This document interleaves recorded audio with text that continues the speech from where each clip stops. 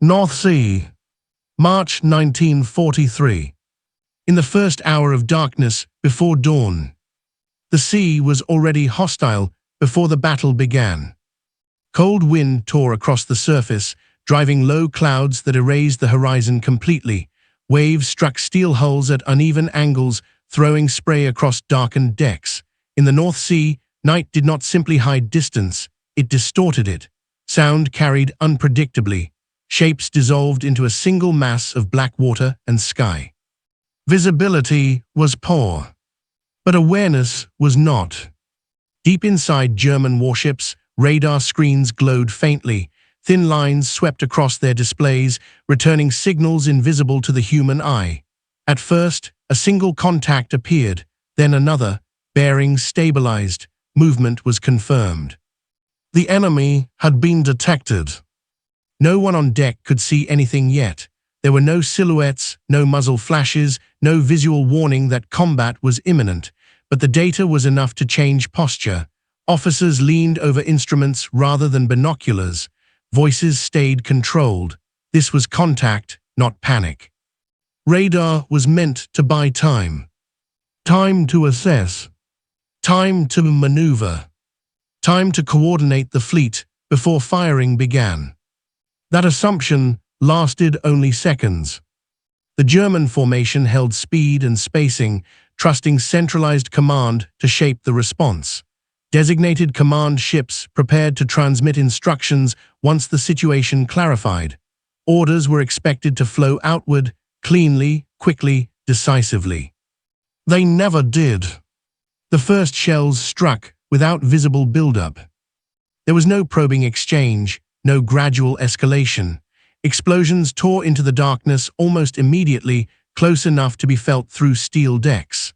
Fire burst across the water, then vanished again as smoke spread and swallowed the light. Command ships were hit first. Bridges disappeared in violent flashes. Antennas collapsed. Radio rooms went silent mid-transmission. Messages were started but never completed. Orders existed only in fragments, trapped inside shattered compartments. The fleet felt the shock before it understood the cause. Ships further back registered concussions through their hulls. Crews waited for instructions that did not arrive. Signal lamps flickered briefly, then vanished behind smoke and spray. Flags were useless in darkness and wind. The enemy remained unseen. But coordination was already gone.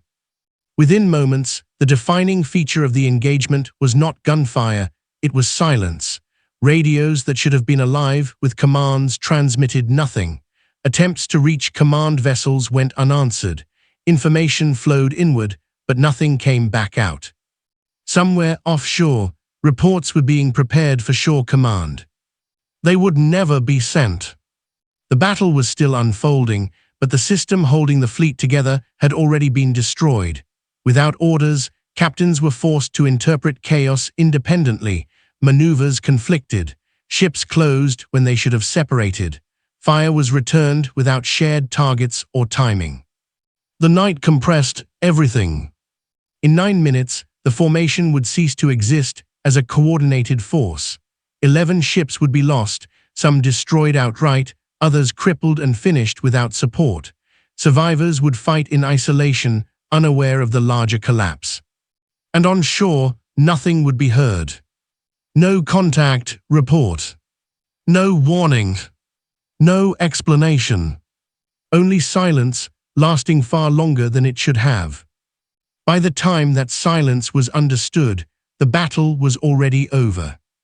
Not because the fleet had been defeated, but because its voice had been destroyed first. Before the first shell struck, the German fleet existed as an organized system.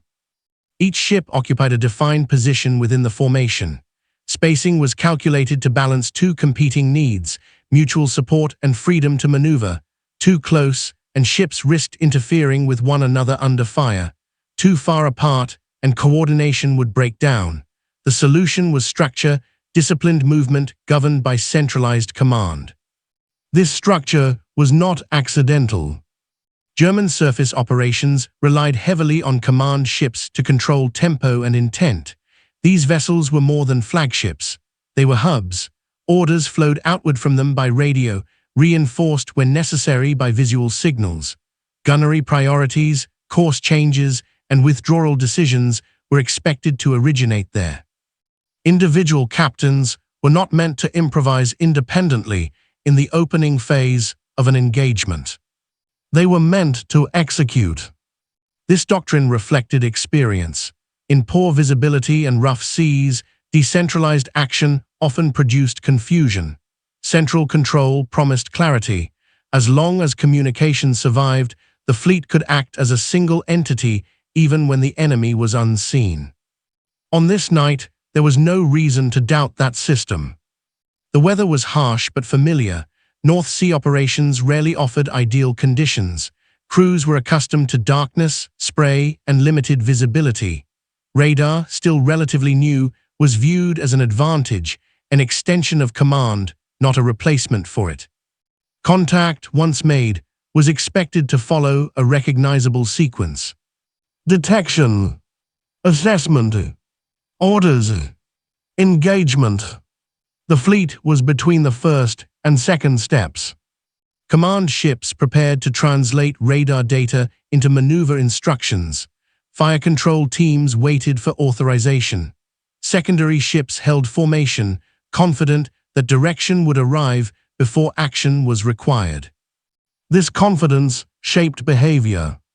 Guns were ready, but not yet firing. Maneuvers were restrained, designed to preserve cohesion rather than evade an immediate threat. No one wanted to disrupt the formation prematurely. Acting too soon risked disorder, waiting preserved unity. The formation still made sense. From above, it would have looked intact. Hulls cut clean lines through the sea, navigation lights remained dark, antennas stood tall, radios were live. The fleet was present, connected, and responsive, at least in theory. What no one on board could see was how exposed that connectivity was. Command ships carried the burden of coordination physically. Larger bridges, concentrated communications equipment, and prominent antenna arrays made them indispensable and vulnerable. Their destruction would not reduce firepower evenly across the fleet. It would remove the logic binding it together. That risk was understood in abstract terms. It was not expected to materialize instantly. The formation assumed that even under fire, there would be time to adapt. Signals might degrade gradually. Backup methods would compensate. Visual cues could reinforce radio silence. Orders could be simplified and redistributed. All of that required one thing: continuity. The moment the fleet crossed from detection into engagement, continuity vanished, not slowly, not unevenly, all at once.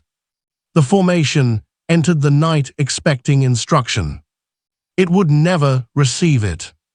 And without instruction, the structure that had defined the fleet became a liability rather than a strength, locking ships into patterns that no longer matched the reality unfolding around them. What followed was not a test of seamanship or courage. It was a test of what happens when a system designed for coordination is suddenly forced to operate without it. That test would be decided in minutes. Radar changed the rhythm of naval combat long before most fleets fully understood the consequences. In earlier wars, contact unfolded gradually. Fleets searched, glimpsed, lost sight, and searched again.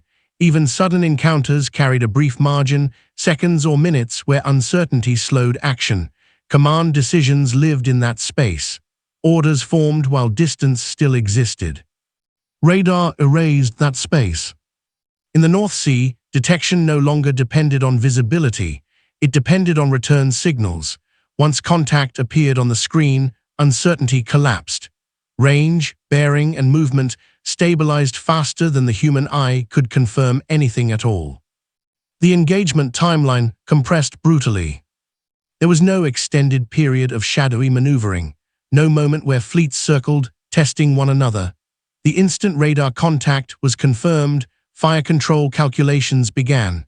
Guns were not aimed at shapes on the horizon, but at predicted positions where ships would be when shells arrived. This mattered more than firepower. Speed became decisive, not in movement, but in decision-making. Fleets that could translate detection into action fastest gained an overwhelming advantage. Delays that once lasted minutes were now measured in seconds. For the German fleet, radar was expected to provide awareness, not urgency. Detection was assumed to precede engagement by enough time to coordinate. The system was built around that expectation. Command ships would interpret data, issue instructions, align maneuver, and then authorize fire. Radar disrupted that sequence. On the opposing side, detection was treated as authorization. Once contact existed, the engagement began. Fire control solutions did not wait for visual confirmation. They did not wait for centralized hesitation. The enemy understood that the first accurate salvos would decide everything that followed. The Germans did not lose because they lacked radar. They lost because radar removed the buffer their doctrine depended on. When shells arrived almost immediately after detection, the fleet never entered the phase where centralized command could function. The battle skipped steps. The structure designed to coordinate action was bypassed by speed. This is why the opening moments felt unreal to those on board. There was no build-up, no audible warning that time had run out. One moment, radar contacts existed as data points. The next, command spaces were burning, radios were silent, orders were trapped in destroyed compartments. The fleet had not failed to react quickly enough. It had not been given time to react at all. Radar had shifted the decisive moment forward to before the first shot, not after it. By the time shells landed, the outcome was already tilting irrevocably. Control could no longer be asserted. Coordination could no longer be restored. The battle was being decided faster than human command structures could adapt. This was the paradox of radar-era warfare. It provided unprecedented awareness, but demanded a willingness to act instantly without deliberation. Fleets that hesitated lost not because they misjudged the enemy, but because they respected processes that no longer fit the speed of combat. In the North Sea that night, radar did not simply reveal the enemy. It eliminated warning. And once warning vanished, the destruction of command ships became not a tactic, but an inevitability. By the time the fleet understood that engagement had begun, the moment where understanding mattered had already passed. The next phase would not be defined by detection or doctrine. It would be defined by silence. The opening fire did not scatter across the formation. It converged. The first salvos struck where coordination lived, command ships, signal centers, and vessels whose destruction would ripple outward faster than any sinking hull ever could. This was not random violence. It was structural. Command ships carried more than guns and armor. They carried intent. Bridges housed decision-makers. Radio rooms linked the fleet into a single organism. Antennas stretched upward, fragile but essential, turning orders into action. Those elements made them visible, not to the eye, but to targeting logic. When the shells arrived, they did not need to destroy entire ships to succeed. They only needed to destroy function. A bridge disabled meant hesitation. A radio room destroyed meant isolation. An antenna torn away meant silence. That is exactly what happened. Explosions tore through command spaces with brutal efficiency. Windows shattered. Compartments collapsed inward. Fire raced through wiring conduits, severing connections faster than crews could understand what had failed. Messages that had begun transmitting were cut off mid-sentence. On some ships, officers were still forming orders when the decks beneath them vanished. The effect spread instantly. Ships further back waited for instructions that never arrived. Radio operators attempted contact again and again, cycling frequencies, checking equipment, assuming temporary interference. Visual signals were attempted, but smoke and darkness erased them before they could matter. There was no confirmation of command loss, only absence. That absence was lethal. Doctrine assumed that even under fire, some form of centralized guidance would survive long enough to impose coherence. That assumption collapsed in seconds. The fleet did not lose its leaders gradually, it lost them immediately. This created a dangerous pause. Not silence, but expectation without fulfillment. Captains hesitated, unsure whether to act independently or wait. Acting too soon risked breaking formation unnecessarily. Waiting risked doing nothing while the situation deteriorated. In those seconds, indecision spread, not from fear, but from discipline colliding with reality. Smoke thickened. Fire illuminated parts of the fleet in violent flashes, revealing damage but not direction. The enemy remained unseen. Only the results of their fire were visible, and those results all pointed inward, toward the heart of command. The design of the formation now worked against it. Ships held positions meant to support centralized control that no longer existed. Spacing that once allowed coordination now caused interference. Vessels maneuvered cautiously, afraid to disrupt a formation that had already lost its purpose. By the time it became clear that command ships were no longer issuing orders, the window for orderly transition had closed. There was no contingency for instant decapitation. No prearranged authority passed automatically. No shared picture existed to replace centralized direction.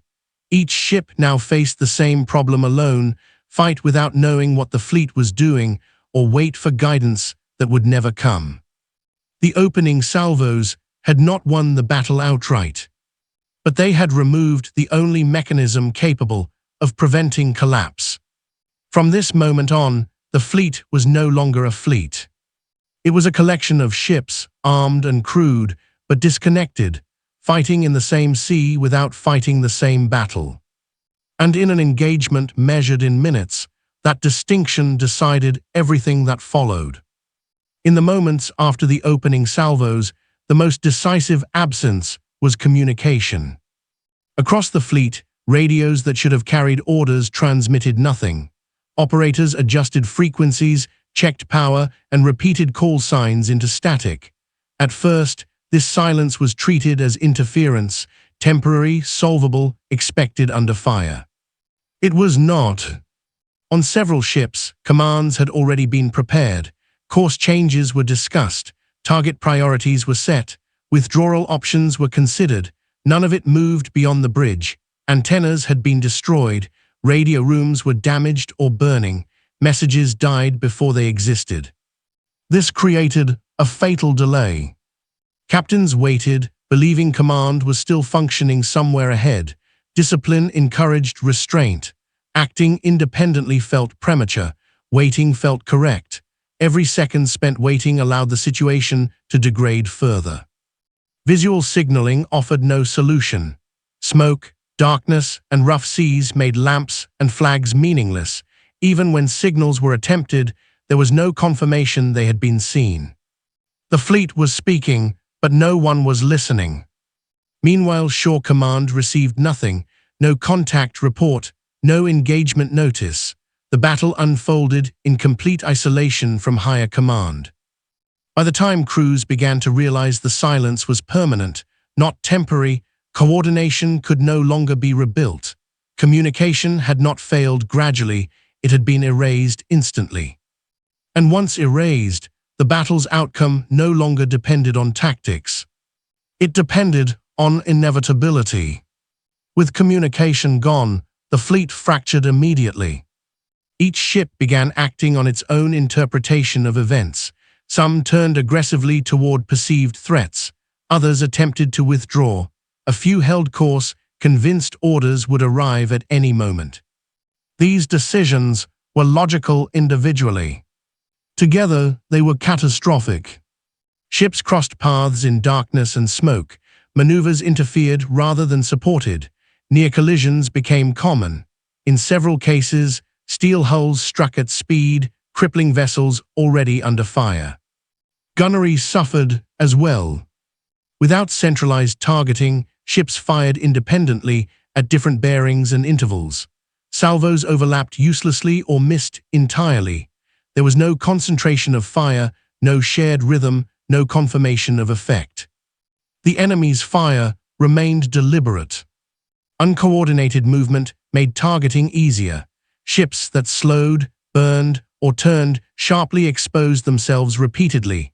Damage compounded faster than crews could respond. All of this happened quickly. There was no pause to regroup, no moment to restore order. The engagement punished hesitation and improvisation equally. By the end of the 9th minute, the fleet no longer functioned as a force. Some ships were sinking, others were dead in the water. Several had already disappeared into darkness and smoke. The battle had not been decided slowly. It had been decided by speed. The 11 ships were not lost in the same way. Some were destroyed almost immediately. Direct hits ignited fires that spread beyond control or disabled propulsion entirely. These ships vanished from the battle within minutes, leaving only fire and debris. Others survived the opening damage, but not the chaos. Loss of steering or speed forced them into dangerous positions. Repeated hits followed. Without support, recovery was impossible. These ships were finished not by a single blow, but by accumulation. Several were lost without dramatic explosions. Collisions in darkness tore open hulls already weakened by damage. These mechanical failures proved just as fatal as enemy fire.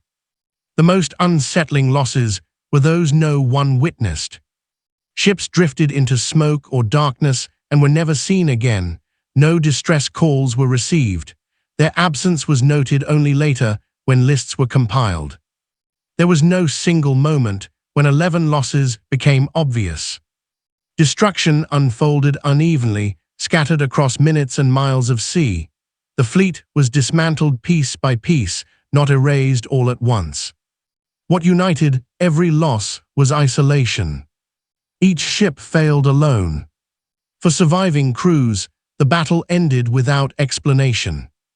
Without orders, officers were forced to decide alone, fight, withdraw, or abandon ship without knowing the wider situation. Every choice carried risk. None offered certainty. Some continued firing, hoping pressure might disrupt the enemy. Others focused on survival, navigating blindly through smoke and rough seas. Both responses were made without context. Morale held. Confidence did not. Men followed orders because discipline demanded it, not because those orders connected to a visible plan. Damage control teams fought fires without knowing whether help was coming. Gun crews fired without knowing who else was still fighting. The enemy remained unseen. Survivors later described the battle as a series of impacts rather than an exchange. The absence of a visible opponent made the experience deeply disorienting. Eventually, realization set in. The silence was permanent, command was gone, no new orders would arrive. At that moment, actions shifted from mission to survival. Lifeboats were prepared, wounded were moved, equipment was destroyed. Each ship reached this understanding independently. And that independence defined the disaster. On shore, command waited for reports that never came. At first, the silence meant little. Delays were common, weather interfered, engagements often disrupted communication. Minutes passed, then more. Frequencies were checked, call signs repeated, still nothing. The absence of information delayed response. Without confirmation of contact, no reinforcements were dispatched. By the time concern turned into alarm, it was too late. The feedback loop had failed. Shore Command learned of the engagement only after it had ended, through survivors and fragmentary reports. The battle had occurred outside the command structure entirely. Silence had hidden collapse. At dawn, the North Sea revealed what the night had concealed.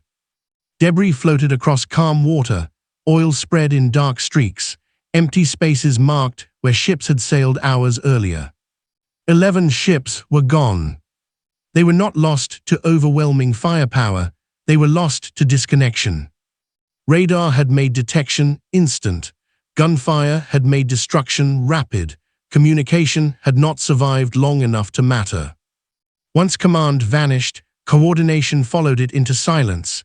Each ship fought alone, and alone none could survive the speed of modern naval combat.